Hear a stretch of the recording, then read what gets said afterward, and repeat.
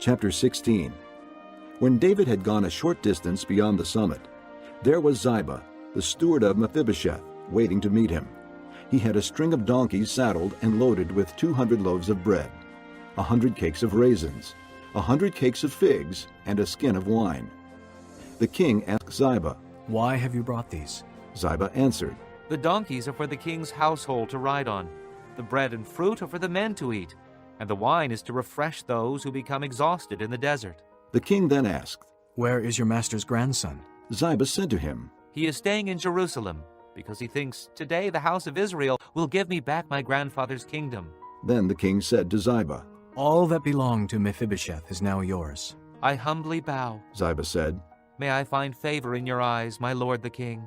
As King David approached Bahurim, a man from the same clan as Saul's family came out from there. His name was Shemei, son of Gera, and he cursed as he came out.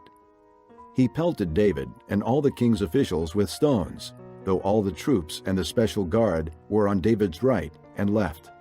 As he cursed, Shemei said, Get out! Get out, you man of blood, you scoundrel! The Lord has repaid you for all the blood you shed in the household of Saul, in whose place you have reigned. The Lord has handed the kingdom over to your son Absalom. You have come to ruin because you are a man of blood. Then Abishai, son of Zeruiah, said to the king, Why should this dead dog curse my lord the king? Let me go over and cut off his head. But the king said, "What do you and I have in common, you sons of Zeruiah? If he is cursing because the Lord said to him, 'Curse David,' who can ask, 'Why do you do this?'" David then said to Abishai and all his officials, "My son, who is of my own flesh, is trying to take my life.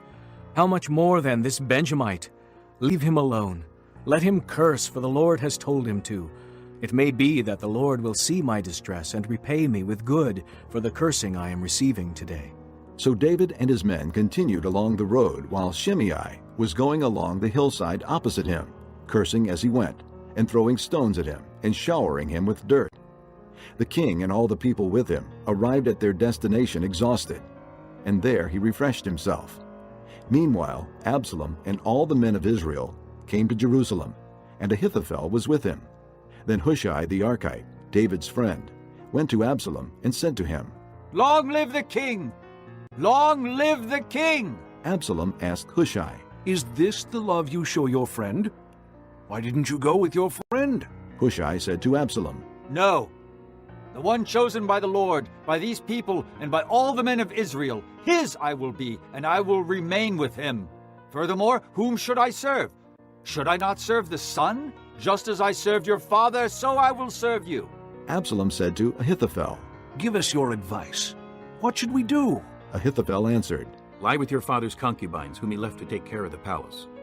Then all Israel will hear that you have made yourself a stench in your father's nostrils, and the hands of everyone with you will be strengthened." So they pitched a tent for Absalom on the roof, and he lay with his father's concubines in the sight of all Israel. Now in those days the advice Ahithophel gave was like that of one who inquires of God.